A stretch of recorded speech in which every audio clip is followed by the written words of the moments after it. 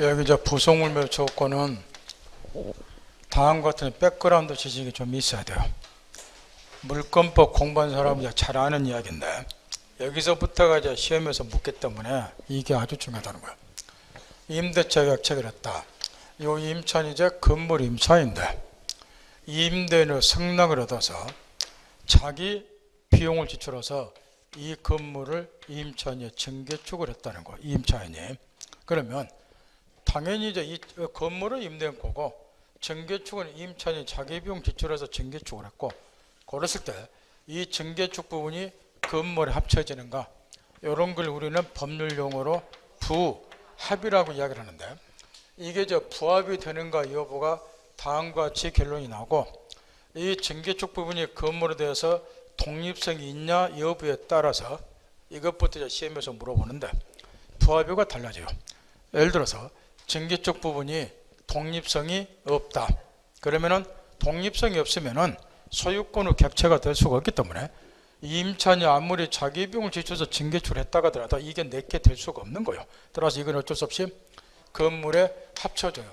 부합이 되고, 따라서 이제 소유권이 누구에 기속이 되느냐, 건물 소유자, 부동산 소유자, 임대는 기속이 되고, 이때 이제 임차인이 비용을 지출했기 때문에 그 투하자본을 해소하기 위해서 이때 임차인에게 인정되는 권리가 아까 앞에 나온 임차인의 비용 상환 청구권 626조가 이때 인정이 되는 거예요. 그래서 이제 거꾸로 이게 증개축분의 독립성이 있다. 이래 되면 이거는 건물에 합쳐지는 게 아니에요. 이게 독자적으로 이제 소유권의 객체가 되니까 내 거가 된다는 거죠. 그래서 독립성이 없으면은, 독립성이 있으면은 건물에 합쳐지는 것이 아니고, 따라서 누구한테 소유권이 그대로 있느냐, 부속시킨 자 임차인에게 소유권이 있는 거예요. 근데 이제 문제는 여기 증개축 부분을 나중에 주로 이제 전기 수도시설 같은 거 생각해 보면 되죠. 그래서 나중에 내 거니까 요걸 이제 수거를 해야 되는데 문제가 하나 있다는 거예요.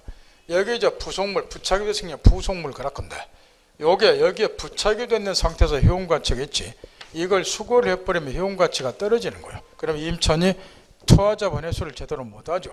따라서 이런 경우도 임차인이 투하자본을 회수할 수 있는 길을 열어주자 해서 임차인에게 인정되는 권리가 내 거니까 당신이 뭐하라, 사라 그 말이요. 이게 이제 건물 기타 공작물을 임차인이 갖는 흔히 말하는 부속물 매수 채권이요. 내 것 당신 사라는 거. 따라 부속물 매수 채권 인정이 되려면 646조죠. 요게 인정이 되려면은 전제 요건을 몇 가지 갖춰야 돼요. 그 부속물이 건물에 대한 뭐가 있을 것, 독립성이 있을 것, 따라서 누구 소유일 것, 임차인 소유일 것. 요때 내 것 당신이 살아, 이렇게 646조 부속물 채권 인정이 되는 거예요. 이걸 염두에 두고 저로 돌아가서 거기 의논의 기업, 토지 임차인에게 이게 인정될 수 없는 거예요. 건물 기타 공작물 임차인에 대해서만. 그 다음에 니은번을 읽어보세요. 나름이자 뭘 구별한다고 책을 이제 쓰기는 썼는데, 니은, 동그라미 니은. 그걸 한번 여러분이 어느 정도 합격권에 들어갔는가 물어보자 말이야. 임차인이 투하자본 회수를 해서 민법이 인정하고 있다. 부속물 조건은 지상권과는 달리 임차인에 한해서 부속물 조건이 인정이 된다. 이렇게 되어 있죠. 그게 틀려 있는데 뭘 고쳐보세요. 그게 아주 중요하기 때문에 써놓긴 써놨는데 뭘 잘못 써놨어. 지금 부속물 매수 조건 하고 있죠. 몇 페이지 했나요? 부속물 매수 조건이 517페이지 있죠. 눈이 오른쪽으로 해서 위에쯤에 있어야 된단 말이에요. 여러분 눈이 지금 왜 왼쪽으로 가 있나요? 눈이 페이지 왼쪽으로, 오른쪽으로 가 있어야지. 거기 니은은 요게 니은이라고, 요게 동그라미 니은. 그러면 지상권과는 달리 임차인 안에서 부속물 조건 인정이 이렇게 되어 있는데, 뭐 중요한 걸 쓴다고 지금 쓰긴 썼는데 그게 틀렸기 때문에 뭘 한번 고쳐보라는 거예요. 지금 이 친구는 이제 뭘 염두에 두고 있냐면, 어떤 경우는 빌려주는 사람하고 빌려 쓰는 사람 두 사람이 모두 부속물 조건을 갖는 경우가 있어. 어떤 경우는. 근데 임대차는 빌려 쓰는 사람만 부속물 조건을 갖는다는 거야. 임대는 부속물 조건 인정이 안 돼버려. 제 말 알아들어요? 근데 어떤 경우는 빌려주는 빌려 쓰는 애 양쪽 모두의 부속물 조건이 인정되는 경우가 있다는 거야. 지금 그거하고 구별을 하고 써놓은 거야. 근데 지상권의 경우는 부속매 조건 인정될 일 없잖아. 토지만 객체되니까 그걸 잘못 써놓은 거야. 지상권 빼고 무엇으로 바꿔야 될까요? 한번 해보세요. 어떤 경우는 양쪽 사람 모두한테 부속매 조건 인정되는 게 있다니까. 전세권이죠. 전세권의 경우는 빌려주는 전세권 설정자도 부속매 조건 갖고 빌려 쓰는 전세권자도 부속매 조건을 갖잖아요. 양자 모두. 근데 임대차는 누구만 가자? 그래야지. 그거 구별하고 써놓은 거예요. 그게. 그러니까 뭘 고쳐야 돼요? 지상권 말고 전세권으로. 316조에 나와 있어. 전세권은 전세권 설정자하고 전세권자 모두 부속매 조건 갖는다고 말이야. 그거하고 구별하라. 그 취지로 니은번을 쓰는 거예요. 제 말 알아듣겠죠? 아이고, 나는 할 때가 왜 이렇게 힘이 들고 원료를 못 넘겨 아무리 봐도. 그 다음에 부속물 조심해야 되고. 기억, 누구 소유해야 돼요? 임차인. 그 다음에 건물에 대한 독립성이 있을까? 구성 부분이 아니어야 돼요. 독립성 요법 구성 부분이 되면 비용성을 조건 행사하는 거니까. 그 다음 건물을 사용해 객관적인 편익을 가져올까? 여기 핵심 구절. 건물 자체의 객관적 효용 가치를 높이기 위해서 부속시킨 것이 부속물이 되는 거예요. 따라서 니은번 판례. 임차인이 오직 자신의 특수 목적에 사용해서 부속시킨 거. 이런 거는 여기 부속물이 아닌데 거기 예를 들어놨어요. 주방시설 그려놨죠. 이러면 큰일 나버려. 주방시설이 부속물이 되는 경우도 있고 안 되는 경우도 있어. 우리 시험에 사례 문제가 나왔다고. 그런데 그걸 보고 이제 주방시설하고 이 친구는 이제 예를 들어온 것 같은데 판례가 둘로 나누어 있다고. 주방시설도. 요 건물이 음식점 건물이에요. 음식 건물을 을이 빌려서 본래 용도가 무슨 건물이에요? 음식점 건물. 여기에다가 임차인이 주방시설을 했어요. 내용 파겠나요? 자, 사례가 이렇게 나왔어요. 음식점 건물에서 임대차를 했다. 임차인이 자기 비용을 지출해서 주방시설을 했다. 그런 다음에 이제 가료를 그다고 전제 조건을 줘. 이의신청 모아도록. 여기에 독립성이 있다. 이렇게. 주방시설인데. 내용 파겠나요? 이때 임차인이 얘한테 부속매 조건 행사할 수 있는가 하세요. 그러니까 떨어진다고 말이에요. 잘못하면. 요거는 부속물이 되는 거예요. 원래 건물 임시적 건물이죠. 그러면 부속물이 되려면은 건물 자체의 객관적 효용 가치를 높이기 위해서 부속시킨 건다고. 본래 건물 음식적 건물이니까 여기에 주방시설을 부속시키면 이 건물 자체 효용 가치가 높아지는 거예요. 요거는 부속물이기 때문에 독립성이 있으면 매수 조건 행사해요. 이게 우리 사례에 출제된 거예요.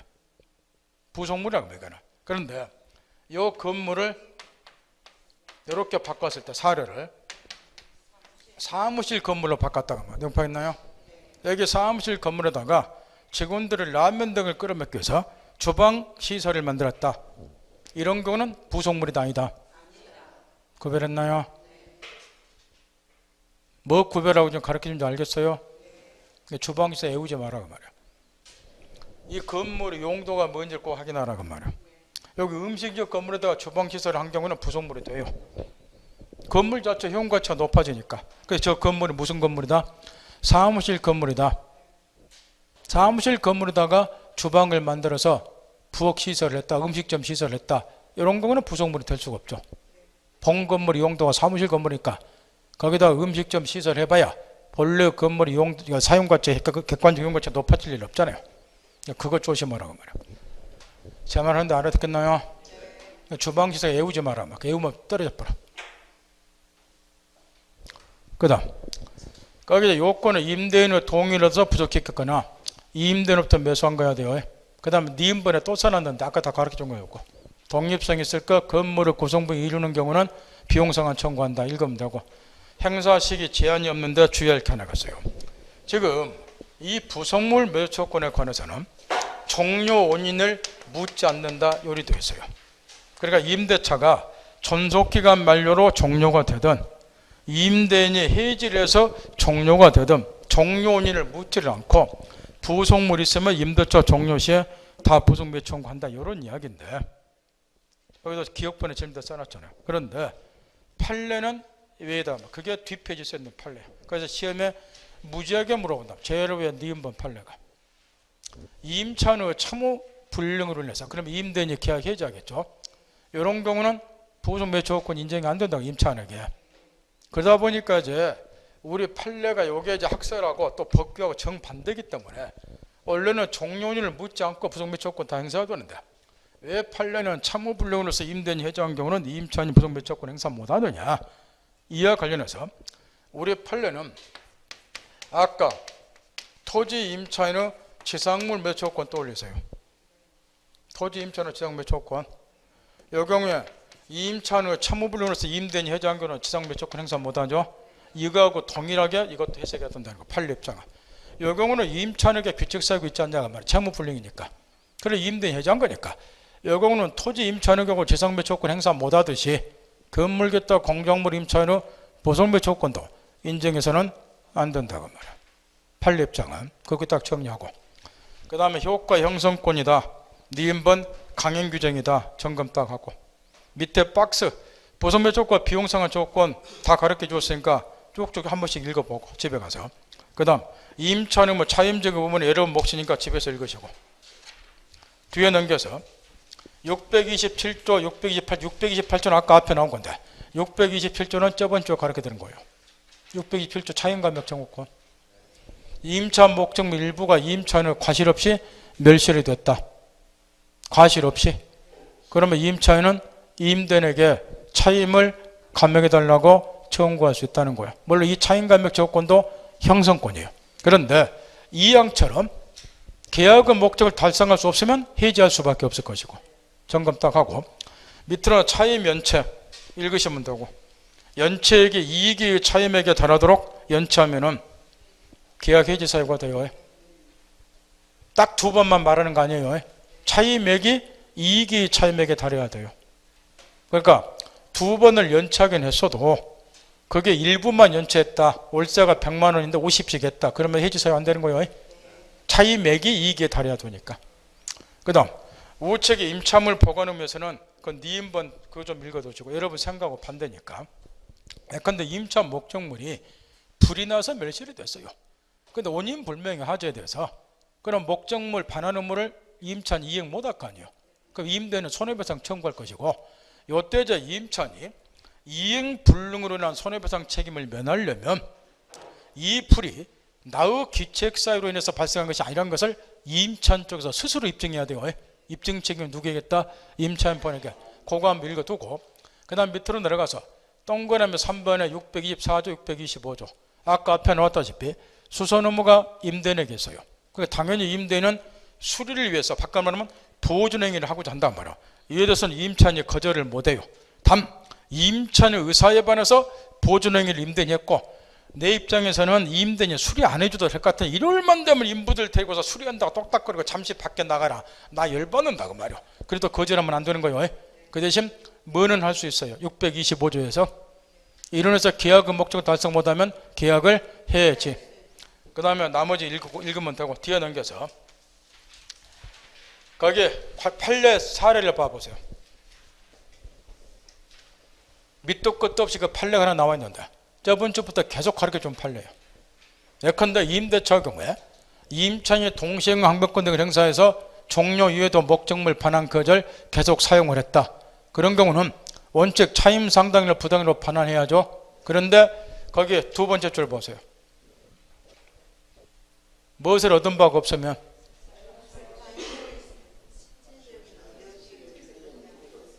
무슨 말인지 알아듣겠죠 이제? 그거 다시 한번 읽어두고, 그 다음에 양도 전대 이 부분이 이제 또 자주 물어보니까 잠깐만 집중하자 말이에요.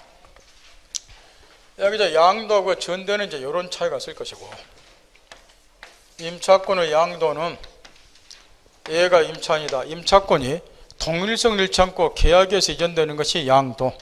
따라서 특징은 임차인은 본래 임차인의 지위에서 벗어나는 거요. 임차권을 돈 받고 팔아먹고 나갔다 버린다 그 이야기. 그럼 이제 이 양순하고 임대인 두 사람 사이에 권리만 남겠죠. 이게 임차권의 양도고, 전대차는 그 반대겠죠. 이제는 임차인이 역으로 임대인이 돼서 임차 목적물을 다시 제3자에게 임대해 주는 것이 전대차. 따라 이 임차인이 뭐에 해당이 되고 전대인, 얘가 뭐에 해당되고 전차인. 따라서 전대차 경우는 원래 임차인이 임대차 계약상의 임차인의 주의를 계속 보유하는 거요. 여기는 구별하겠죠. 무단 양도 전대는 안 되겠죠. 계속적 계약이니까 점검 딱 하고, 양도 전달하면 동의하더라. 이때 이제 우초로 넘어가서 거기 무단 양도와 전대를 금지해서 가로친 3번 동의하더라. 이때 동그라미 2번이 핵심. 그러면 동의 없이 무단 양도 전대차를 하면 어떻게 되는가? 당사자 사이에 있어서 양도 전대차 계약은 무효가 아니라 유효해. 당사자 사이에 있어서는. 그러니까 얘는 목적물 사용수익 조문을 얘한테 부담하는 거요. 동의 없더라도. 다만 양수인 양도 경우 전대차가 전차에는 지금 임대는 동의 없이 얘가 무단 양도 전대했을 때 이 계약 자체는 두 놈 사이에서 유효이지만 얘는 임차권을 가지고 임대인에게 대항은 못해요. 내가 사용수익권 가지고 있다 얘한테 주장은 못한다고 말이야. 따라 동의라고 하는 것은 이 의외로 많이 물어봐요. 당사자 사이의 양도 전대차 계약이 효력을 발생하기 위한 효력 요건은 아니고 동의 없어도 유효니까 양수인 등 임차권을 가지고 임대인에게 대항하기 위한 무슨 요건이다? 대항 요건. 의외로 많이 물어봐요. 점검 딱 하고. 문제는 동의 없이 양도 전대한 경우를 집중 물어보는데 교재는 525페이지에 동의 없는 전대를 따로 써놨는데 법률 관계는 똑같아요. 싸잡아서 지금부터 집중하세요. 하도 물어보는데 동의 없이 무단 양도 전대한 경우 갑의 임대 의뢰 임차인 평이 양도 경우에 양수인 전대차 경우에 전차인 무단으로 동의 없이 양도 전대를 했다. 그러면 일단은 가장 기본이고 아까 얘기한 것처럼 동의 없이 양도 전대하더라도 당사자에 있어서 양도 전대차 계약은 일단 유효다. 따라서 얘는 얘한테 임차권 주장할 수 있어요. 거꾸로 말하면 얘는 얘한테 목적물 상수익 의무 부담하는 거예요. 진월사 유효니까. 그 다음에 임대인의 동의를 얻어줄 의무도 얘는 얘한테 부담하는 거예요. 근데 이제 문제는 동의를 얻어주지 못하면 결국은 요 양수인 또는 전차인이 요 건물을 사용 수익을 못하게 돼요. 임차권 소멸. 그러면 임대차가 유상계약이니까 유상계약 특징상 얘한테 책임을 묻게 되는데 너는 내가 사용 수익도록 해줘야 되는데 동의 얻지를 못했으니까 내가 임차권 주장 못한다. 얘한테 임차권 취득 못한다는 거야. 그러니까 얘한테 책임 묻자 그 이야기입니다. 요게 담보 책임 묻는 거예요. 그 다음 문제는 이제 이 사람 사이의 관계인데 지금 이제 아까 얘기한 것처럼 동의 없이 무단 양도 전대한 경우 양수인은 임차권을 가지고 임대인에게 대항을 못하는 거예요. 따라서 결론적으로 N은 얘한테 임차권 주장 못하기 때문에 이 양수나 전차인의 건물 점유하는 것은 임대인에 대한 관계에 있어서는 불법 점유라는 거. 이자에 대한 관계에서는 적법이에요. 그러니까 얘한테는 불법 점유니까 불법 점유는 이제 기본적으로 두 가지가 문제될 것이고 얘는 얘한테 네가 내 거면 불법 점유니까 목적물 반환해라. 반환 청구를 할 건데 오늘 이제 별로 안 물어보는데 물론 반환 청구할 때도 자기에게 직접 반환을 청구하는 건 아니고 원칙은 종래의 임차인 A한테 반환을 청구하고 얘가 반환받지 않을 경우는 나에게 반환 이렇게 청구하면 돼요. 문제는 불법 점유니까 불법 행위를 이유로 하는 손해배상 청구나 또는 부당이득 차임 상당액을 부당이득으로 반환 청구하는가 이게 문제인데 이에 관해서는 옛날에 학설들이 나와 있었어요. 얘가 이제 무단 이자에 대한 관계에서는 불법 점유라 하더라도 여기 임대인이 현실적으로 손해 입은 것은 없다는 거예요. 왜냐? 요 두 사람 사이의 임대차 계약 관계가 그대로 유효하게 존속하는 한 임대는 여전히 임차인에게 차임지급 청구권을 갖게 돼요.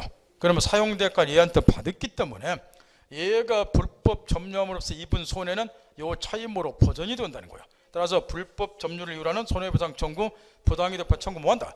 여기가 학설이었는데 학설만 때는 시험에 별로 안 나오는데 그 다음에 이게 판례가 나왔어요. 그러니까 시험에 쏟아져 나오더라는 거예요. 판례가 있다 보니까 판례도 종래 학설하고 똑같이 차임지급 청구 가지니까 얘는 얘한테 불법 행위로 인한 손해배상 청구, 부당이득 반환 청구 못한다.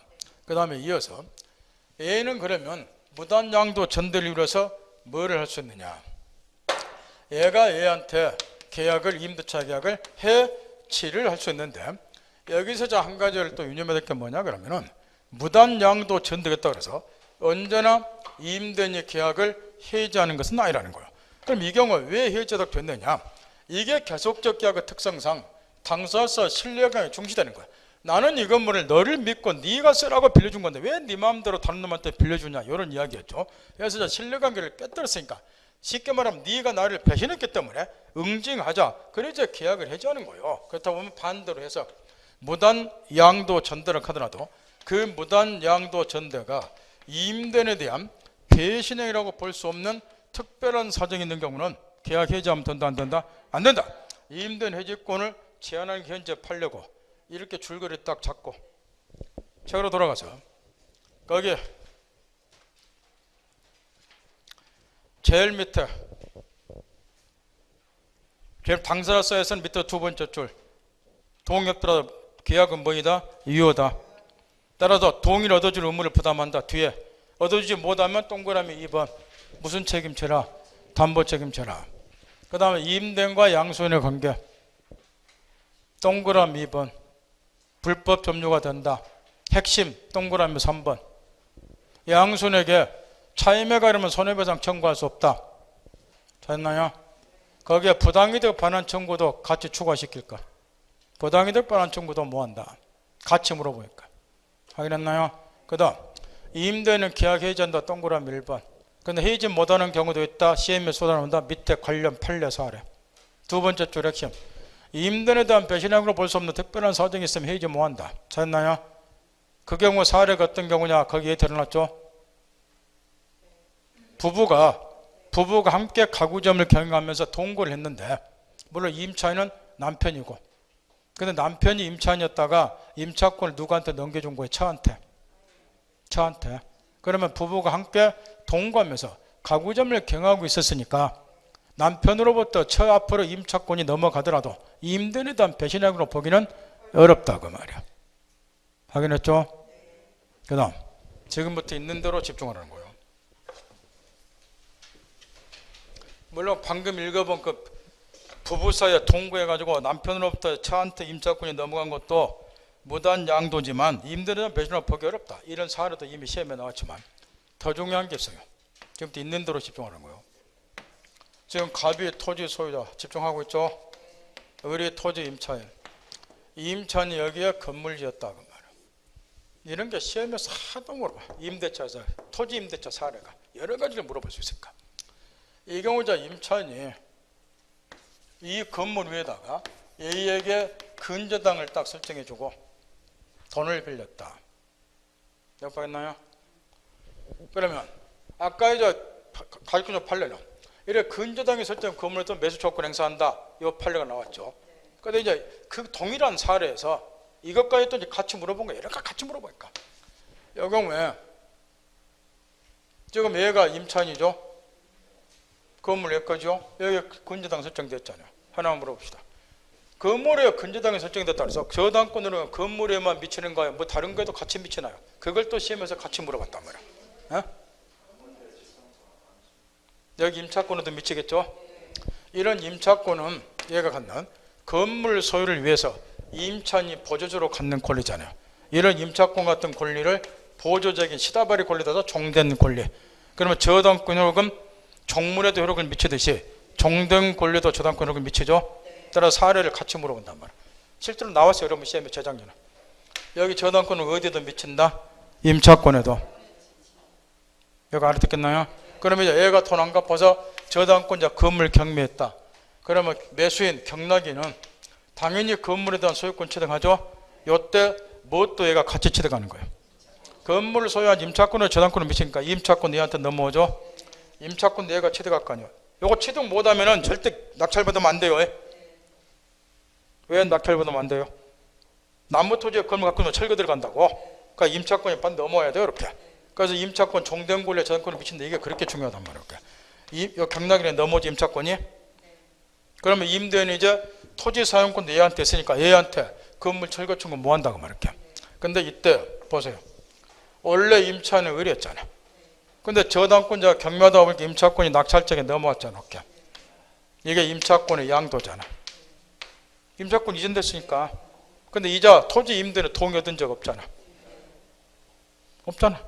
따라서 이게 대표적으로 무단양도라 그 말이야. 저당권 흐르기 임차권을 미치다 보니까 요 임차권이 경락에 내에 가치 이전이 된다. 건물과 더불어서 요때 이제 무단양도를 이유로서 임대인이 토지 임대차게 해지할 수 있는가? 요걸 이제 관련 문제로 같이 물어본단 말이야. 사고하세요. 임차권이 지금 무단양도 됐잖아요. 어느 날 토지 임대인이 보니까 나는 원래 얘한테 땅을 빌려줬는데 이 자석이 건물 소유가 있으면서 내 땅 쓰고 있더라고 말이야. 무단양도다. 불받아서 계약 해지하고자 한다. 그 이야기인데 이것도 해지 사유가 안 돼요. 왜 안 되느냐? 이 무단양도도 임대인에 대한 배신행위가 볼 수 없는 특별한 사정이 있는 경우다 그 말이야. 왜냐? 여경력 의뢰 임차권을 고의로 양도했나요? 고의성이 없나요? 고의로 양도한 적이 없죠. 여기에 저당권 흐르기 임차권에 미치다 보니까 세트로 얘한테 넘었을 뿐이지 임차인이 고의로 임차권 팔아먹은 적 없잖아요. 딱 이것도 무단양도는 무단양도지만 임대인에 대한 배신행위가 볼 수 없는 특별한 사정이 있으니까 얘는 무단양도로 해지를 못하는데 요때 이게 무단양도가 임대인에 대한 배신행위가 볼 수 없는 특별한 사정이 있다는 것을 입증을 해야 되나? 누가 입증해야 되느냐? 여기 경락인 입증해야 돼요.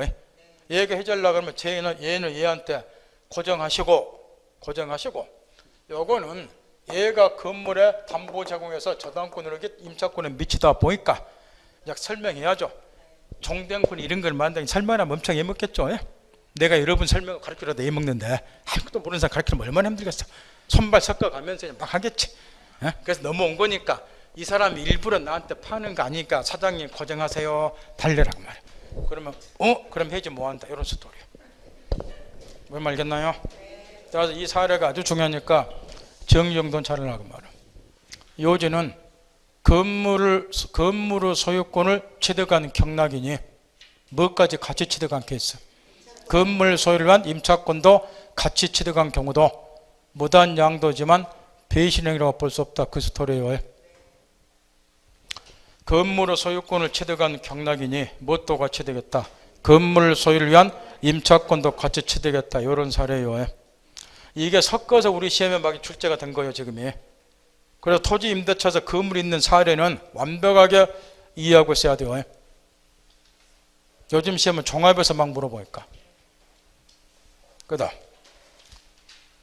뒤에 넘겨서 동의 있는 임차권의 양도 전대 뒷표지. 동의 얻어서 양도한 거는 시험에 낼 일이 없어요. 동의 얻어서 양도한 거. 왜냐? 양도교는 보세요. 왜냐 그러면 보라고. 양도교는 아까 가르쳐준 것처럼 임차권 양도하면 얘는 임차인을 취해서 벗어난 두 놈 사이의 관계만 남잖아요. 이걸 시험에서 누가 물어보겠냐고 말이야. 양도는 낼 일 없어. 책에도 빼놔붙잖아. 뭔만 있어요? 전대만 써줬잖아. 동의 전대. 전대 경우는 3자 간의 관계가 문제가 되니까. 동의 얻어서 임대차 계약 체롭고 요 임차인이 동의 얻어서 다시 이제 전대를 했다 그럴게요. 그러면 여기 임대인 얘가 임차인 동시에 뭐이고 전대인 그 다음에 이제 얘가 전차인이고 그 3자 간의 관계가 문제가 되잖아요. 이때도 뭐를 제일 많이 물어보냐 그러면 이렇게 전대차 계약 체결을 했다고 하더라도 요 임대차 계약은 아무 영향을 안 받아요. 원래 임대차 계약의 내용에 따라서 두 놈 사이 관계는 정해지고 그 다음에 두 놈 사이 관계는 전대차 계약 내용에 따라 정해지니까 물어볼 거 없고 문제는 이거예요. 전차인하고 그 다음에 여기 임대인하고 요 두 놈 사이의 관계 여기 얘네들은 계약의 당사자가 아니죠. 전대차 계약 당사자 요 둘이요. 그러면 이 두 사람 사이 일체의 권리무가 없느냐? 계약의 당사자가 아니니까. 그러면 시험에 안 내버려. 무슨 말겠어요? 근데 전대차는 희한하게 돼 있어. 여기 임대인은 잘 봐야 집중해서 들어야 되고 전차인에게 권리는 가져요. 근데 의무는 부담하지 않는 걸로 돼 있단 말이야. 얘는 얘한테 차임지급 조건은 갖는다 그 말이야. 그러니까 수선 의무 같은 건 얘가 부담 안 해. 거꾸로 말하면 얘는 얘한테 의무만 부담하지 권리는 없어. 그러니까 차임은 얘한테 지불할 의무가 얘한테 있지만 의무는 있고 수선해달라고 청구해서 권리는 없어. 얘한테 청구하는 거고. 이 말 알아듣겠나요? 그래서 이제 이게 전전세하고 차이점이라고 말이야. 전전세하고 차이가 바로 요 대목이야.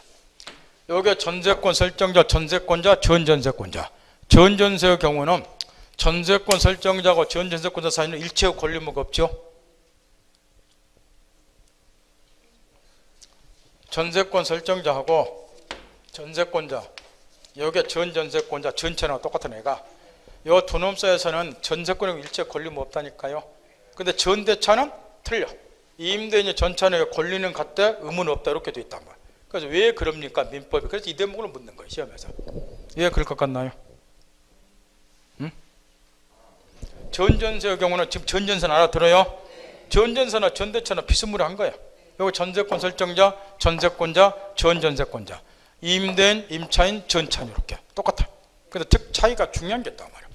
전전세든 전대차 이 두 놈 사이는 계약 당사자 아니에요. 그러다 보니까 전전세의 경우는 전세권 설정자고 전전세권자는 일체의 권리무가 없어. 그러니까 기간 끝나면 이렇게 전세금 반환 청구하는 거야. 이렇게 목적물 반환하고 두 놈 사이 관계 일체 없어.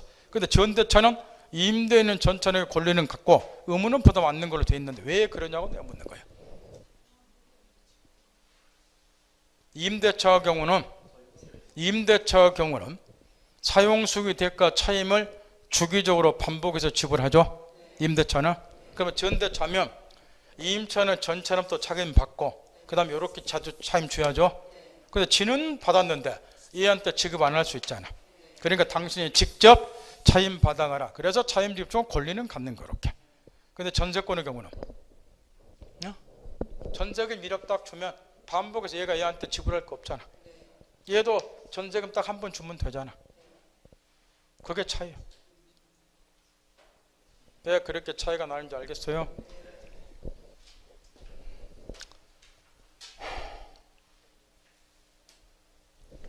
따라서 우측에 가로친 3번 거기다 초점 맞추라면 임대인과 전차인의 관계.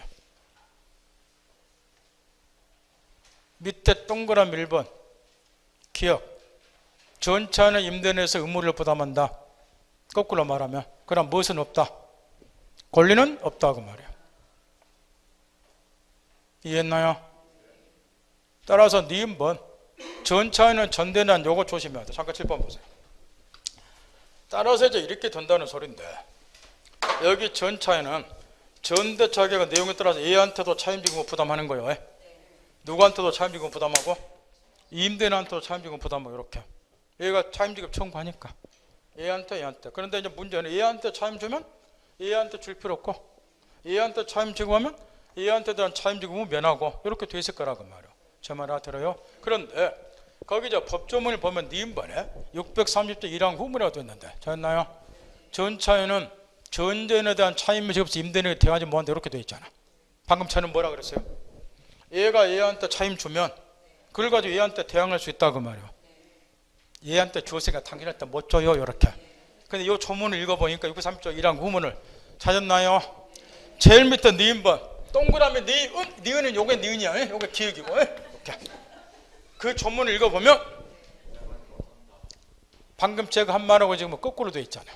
그래서 이 조문을 해석을 잘해야 되고 그 해석을 하는 판례가 그 밑에 판례 사례예요. 밑에서 두 줄이 중요하다 그 이야기야. 우리 법조문 603조 1항에는 어떤 경우를 말하냐 그러면 요 두 놈이 아무래도 가까워요. 그러면 얘는 얘한테도 차임지급 부담하면 얘한테도 부담해. 그럼 얘가 이제 얘하고 계약전에 둘이 더 가깝고 아니요. 그러니까 얘가 얘한테 주기 전에 자기한테 달라고 꼬시는 거예요. 그것도 어떤 데 꼬시냐? 차임지급 시기 변제기가 도래하기 전에 매달 30일에 차임 주기로 했는데 25일쯤 나한테 미리 달라고. 이 말 들어요? 이런 경우에 그렇게 미리 줬으면 얘가 박살나잖아요.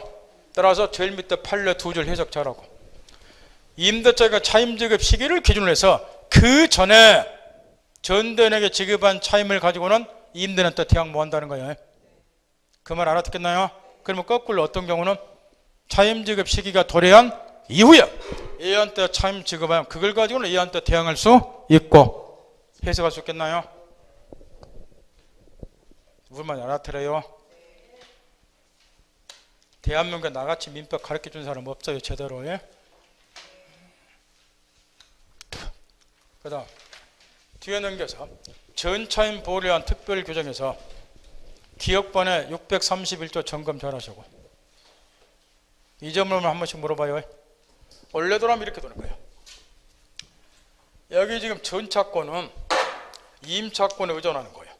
따라서 임차권이 소멸하면 전차권도 소멸하겠죠. 그거 당연한 거예요 이게. 점을 알아듣겠나요? 그런데 일이 되다 보니까 이 두 사람이 장난칠 수가 있다는 거야. 이 자석이 제때 차임도 잘 안 주고 우리를 엄청 애매겨 얘가. 그래서 얘네들이 맘만 먹으면 한 방에 날려버려. 임대차가 종료되기 전에 두 사람이 뭐 해버려요? 합의에 의해서 임대차를 종료시켜버려. 그럼 임차권 소멸하겠죠? 그럼 이에 의존한 전차권도 소멸 내쫓을 수가 있다고 말이에요. 이 말 알겠나요? 따라서 이걸 악용하는 것을 방지를 해야 되니까 두는 것이 631조. 이해했나요? 그래서 지문 잘 보고 고르셔야 돼. 여기 합의 해지를 해서 종료된 경우만 이 전차권이 소멸 안 되는 거예요. 따라서 임대차의 존속기간이 만료가 됐다. 그래 임대차가 종료됐다. 이런 경우는 전차권 소멸하는 거예요. 합의로 뭐한 경우만? 합의로 종료한 경우만 그것만 신경 쓰면 되고, 그 다음에 전차에 대한 해지 통고를 봐보세요. 아까 635조가 의외로 시험에서 자주 인용이 되니까 점검을 하는데, 존속기간 약정하지 않은 경우는 언제든지 해지 통고하죠. 그럼 해지기간 6개월, 1개월 5일이 지나야 되겠죠. 그런데 이런 거는 이제 갑작스럽게 임대차가 종료가 되니까 상대방이 대비할 수 있는 유예기간을 주자. 그래서 해지 통고를 하고 해지 기간 지나도록 되어 있는 거예요. 그러다 보니까 이제 이런 문제가 있다는 거예요. 적법하게 전대차가 이루어졌어요. 설명드려야 돼요. 적법하게 전대차가 이루어졌다. 이게 이제 630 해지 통고에 관한 걸 요즘에 또 하도 임대차도 출제를 하다 보니까 이게 내일 많은 걸 판례 많은 걸 다 출제를 한 거예요. 미천이 떨어졌던 거야. 그러다 보니까 이런 것까지 해지 통고에 관한 635조 관련된 걸 자주 물어보는데 요즘에 붙죠. 지금 얘가 얘한테 해지 통고를 따겠어요. 내용 파겠나요? 그럼 임대차가 종료될 거 아니에요? 예측치 못하게. 존속기간 약정 안 한 게 해지 통고를 하니까. 그럼 임대 종료면 이 전차권도 소멸할 거 아니에요? 그럼 얘는 예측되면 또 불리을 입는다고. 그러니까 해지 통고할 때는 그 사유를 누구한테 통지해 주라는 거예요. 전차에게 통지해 주라는 거예요. 당신도 미리 뭐 하시라고? 대비하시라고. 내용 파있나요? 이게 이제 이 조문인데, 그러면 거기 저 니인번을 봐보세요.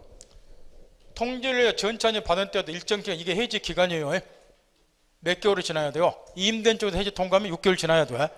부동산인 경우는 그 기간자 전차한도 유예기간을 같이 가지라는 소리인데, 문제는 그 밑에 판례가 나와 있어요. 그 최근 판은 2012년 10월 11일자. 요게 이제 이 앞전 시험에 갑자기 톡 튀어나왔는데, 찾았나요? 요거는 지금 뭐 한 거예요? 임대차 계약을 이익이 차임에 달하도록 임차인이 차임을 연체하니까 임대인이 계약을 해지를 한 거예요. 차임을 이익 이상 연체하니까 임대인이 계약을 해지. 그럼 임차권 소멸하겠죠? 전차권도 소멸하겠죠? 그럼 이 경우도 얘한테 통지해 줘야 되는가? 그걸 묻는 거예요. 요 채무불이익에서 해지한 경우도. 근데 법규에는 분명히 뭐 할 때 통지라고 되어 있어요? 해지 고를 할 때 통제하도록 되어 있잖아요. 전차한테. 근데 거기 판례 사례는 해지 통과하는 경우가 아니라 임차인은 뭐 때문에? 차임 연체 때문에 임대인이 해지한 거니까 이런 경우까지 전차인에게 통지할 필요가 있다 없다? 없다. 그거 구별하고 이 앞전 시험에 출제된 판례고. 내용 보겠나요? 거기 위에 박스에 보면은 638조에 제목 해지 통고라고 되어 있잖아. 이럴 때 전차인에게 통제하라는 거예요. 근데 밑에 판례는 해지 통고가 아니라 해지하는, 해지를 하는 거는 즉시 임대차가 종료돼요. 기간, 해지 기간이 필요가 없는 거예요. 그 구별한 소리고. 그 다음 지상매초권. 토지 전대차가 적법하게 이루어진 거예요. 전차인도 지상매초권 행사해요. 갱신 청구가 거절하면 매수 청구하고. 그게 644조. 그 다음 부솔매초권. 이거는 조심을 해야 될 것이, 이걸 또 자꾸 지금 요즘에 몇 번 물어봤는데 낼 게 없으니까 뭘 함정에 속전들 조심해야 되냐. 지금은 건물 겠다 공작물 임대차 있어서 이자 동의받아서 적법하게 전대차가 이루어졌어요. 그럼 얘가 전차니다. 임대차가 종료됐다. 근데 부속물이 있더라. 그럼 얘도 얘한테 전차인도 부속 매초권 행사한다는 거야. 내용 파있나요? 근데 토지 임차인이 갖는 지상물 매청구권은 전차에도 똑같이 인정이 되지만 저희 전차인이 이제 지상매초권 행사하는 걸 별로 거의 시험에 안 물어보는데, 건물 겠다 공작물을 적법하게 전대 이루어질 때 전차인이 갖는 부속물 매수청구권은 요즘에 갑자기 또 시험을 몇 번 물어봤단 말이에요. 물어보는 이유가 뭐냐 그러면은 아까 앞에 나왔다시피 임차인 부속매 청구하려면 언제나 하는 게 아니라 임대인의 뭐가 있어야 돼요? 동의 얻어서 부속을 시켰거나 임대인으로부터 뭐 한 거야 돼? 매수한 거야 되죠? 이런 것만 매수 청구하잖아. 부속매 청구는 무조건 하는 게 아니고 임대인을 동의해서 부속시켰거나 임대인부터 매수한 거야 돼. 그러니까 그걸 여기서 함정으로 물어본다고 말이야. 이 경우에 적법하게 전대차된 거예요. 이 건물 전차인도 얘한테 부속매 청구 행사하는데 요거는 어떤 거에 대해서만 부속매 청구하냐, 누구 동의해서 부속시킨 거야 되냐, 요걸 묻는다고 말이야. 그걸 함정에 내기 좋으니까. 따라서 거기 조문에서 647 1항을 보세요. 적법하게 전대됐죠? 누구 동의하더라? 임차인 말고 임대인, 소유자가 임대인이니까. 확인했나요? 그걸 누구로 바꿔치기 잘한다? 이제 알아들었어요? 그러면 2항은 같이 물어보겠죠? 누구로부터 매수한 거? 임대인으로부터. 그 다음에 임차인으로부터 매수한 것도 매수 청구하는데 그때는 임대인의 동의를 얻어서 임차인으로부터 매수해야 돼요. 확인했나요? 따라 정리정돈. 적법하게 전대차 같은 경우에 건물 전차인이 임대인에게 부속매 청구하려면 세 가지로 나누어졌죠. 첫째, 누구 동의를 얻어서? 임대인의 동의 얻어서 부속시킬 것. 둘째, 누구로부터 매수할 것? 임대인으로부터 매수할 것. 셋째, 임대인의 동의를 얻어서 누구로부터 매수할 것? 임차부터 매수한 것. 왜 이걸 물어보는지 알겠죠? 그걸 함정에 넣기 좋으니까, 바꿔치기 잘하니까. 그 정도에서 알아들었으니까 이거는 공짜 문제 여러분한테는. 왜? 이론상으로 난이한 것도 없으니까. 조문만 꼭 한번 맞추는데 뭐 얼마나 편해. 그러니까 우리는 이런 문제 내면 딱 질색이고, 우리 같은 사람은 짜증이 확 솟구쳐버려. 그 다음 뒤에 넘겨서 보증금 권리금이 잡히기 좀 쉬우니까 뭐 쪽쪽 읽으면 돼요. 거기 의해서 동그라미 2번 보증금을 지급받던 입증 책임은 누가 지냐? 당연히 임차인이겠죠. 나중에 반환청 받는 게 임차니까. 그 다음 보증금 주고받는 것도 계약이고, 읽어두면 계약금 계약과 똑같이 생각하면 돼요. 종된 계약이고 요물 계약이고, 물론 이건 낙선 계약으로 해도 상관이 없고 쪽쪽 읽으면 되고, 보증금 효력 동그라미 담보적 효력. 뭐 때문에 보증금 주냐 그 이야기예요. 연체된 차임 보증금에서 까잖아. 임차인의 과실에서 목적물이 멸실이 되면 손해배상 책임져야 되는데 보증금에서 손해배상금을 까잖아. 그걸 담보하는 역할을 한다 그 이야기고. 그러니까 묻는 것 우측에 동그라미 니은 번 넘어가서 실무에서 자주 발생되는 사안이니까 이 점을 한 번씩 물어봐요. 임대인이 임차인한테 차임지급 청구했더니 임차인이 뭐라고 계기더라? 야 이 새끼야, 보증금 주었으면 보증금에서 까면 되지 왜 차임지급해달라고 하냐? 요즘 장사도 안 되니 너는 짐승이다. 이런 사람들. 임차인이 짐승이다 그 이야기고. 보증금이 존재한다는 걸 이유로 해서 임차인은 차임지급 거절 못해요. 연체된 차임을 보증금에서 까냐 충당시키냐 마냐 하는 것은 임대인의 권리지 의무 아니에요. 그건 임대인이 봐주는 거예요. 무슨 말 알겠나요? 그러니까 개기지 마세요. 보증금 줘서 거기서 까라고 개기지 마시라고 말이야. 뭐 짐승이니 뭐냐면 자기가 짐승이었거든. 니은번 판례 점검 잘하고 밑으로 내려가서 아까 다 서두에 가르쳐줬으니까 또 가로친 5번 부동산 소유권이 이전이 된 경우 임차는 누구한테 보증금 반환 청구하냐 그 이야기야. 동그라미 1번 대항력이 있는 경우는 양도인은 모든 지역의 양수는 생겨되니까 보증금도 누구한테 반환 청구한다? 새로운 소재 양수인한테. 대항력이 없으면 그 반대인데 시험 나오는 거에 동그라미 1번만. 다 가르쳐 점검 딱 하고. 그 다음 앞에서 가르쳐 줬으니까 임대인은 보증금 판하고 임차는 목적 판은 무슨 관계다? 동시행 관계다. 점검 딱 하고. 뒤에 넘겨서 권리금은 옛날에 이제 권리금에 관한 판례가 어쩌다 한 번씩 시험에 나왔는데 요즘에는 뭐 나올 일은 없고 다행히 여기도 한 줄 써놨는데 동그라미 2번을 보세요. 상가 건물 임대차 보호법을 개정을 해서 지금은 상가 건물 임대차 보호법에 권리금에 관한 규정을 명문으로 도입을 했죠. 재작년부터. 요게 이제 시험에 나오니까 그거는 상가 임대차 보호법에서 배우면 되고, 임대차 종료에서 우측에 해지 통고하는 경우는 해지 기간이 지나가야 돼요. 그래야 임대 종료. 어떤 경우냐? 동그라미 1번 존속기한 정하지 아니한 경우 635조.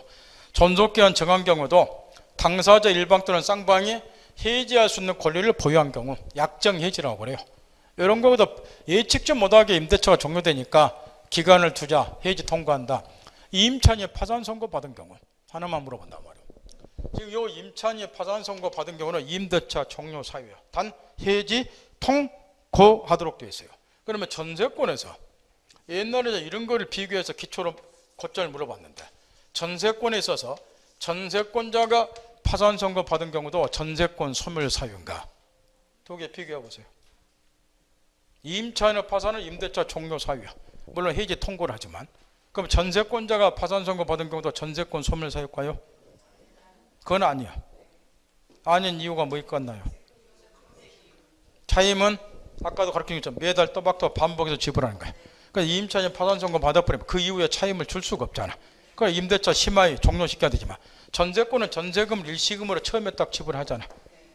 그러니까 전세권자가 그 이후 파산 선고 받다 그래서 전세권 설정자에게 부당하거나 불리할 거 없잖아요. 그 차이야. 따라 전세권자의 파산은 전세권 소멸 사유가 아니다. 비교해서 딱 점검하고, 해지의 경우는 해지 기간 필요 없이 즉시 임대차가 종료돼요. 거기 1번이 625조. 아까 그 임대인이 보증행위 할 때 임차인이 거절해서는 안 되고, 그러면서 계약의 목적 달성 못하면 계약 해지한다. 625조고. 동그라미 2번 아까 앞에는 627조 2항이고, 그러니까 목적물 일부가 멸실했을 때 그러면서 계약의 목적 달성 못하면 계약 해지하고, 3번이 무단 양도 전대 629조고 해지 사유고, 이익이상 차임 연체할 때 640조고. 앞에 다 나온 거잖아. 종료 효과 시험에 나올 거 없고.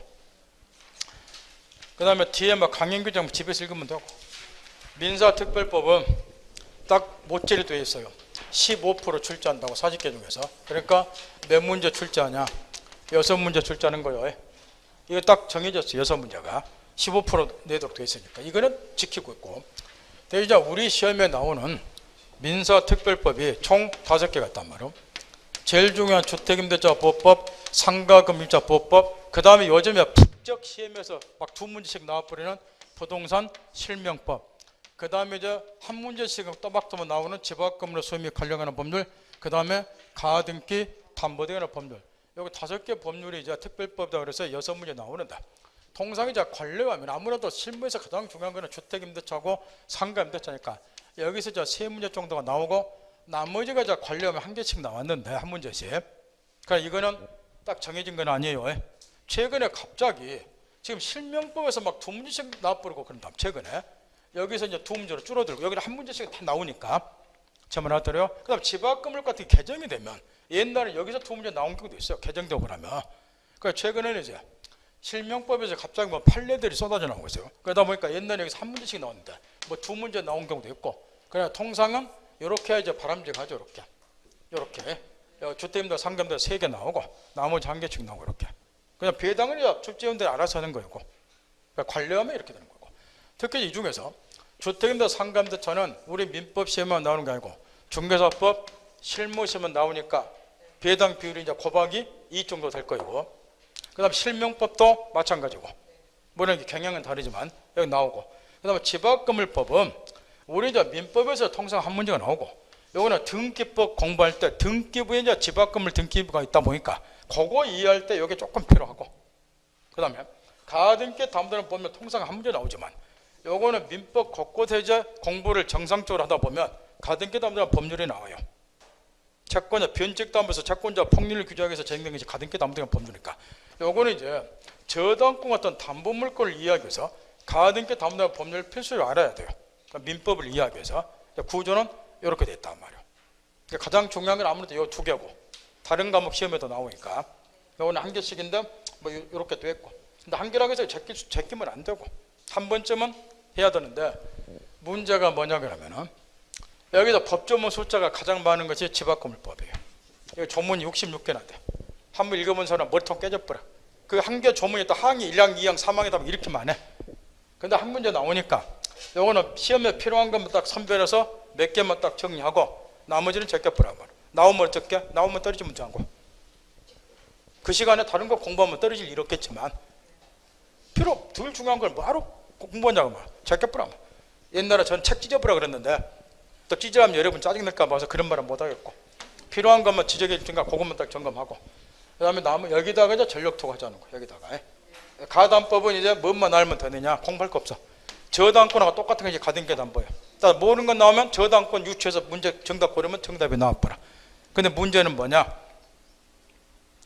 모르면 저당권에 관한 규정을 유추 적용해서 가등기담보도 저당권 똑같은 담보물권 취급하니까 모르면 저당권 유추해서 문제 풀면 된다고 방금 내가 이야기했어요.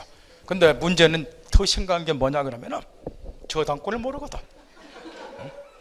이게 문제라 그 말이야. 이게 저당권하고 똑같음하고 문제 풀면 된다고 이야기. 그럼 공부할 게 말 것도 없는데 그 똑같으면 안 돼버려. 왜?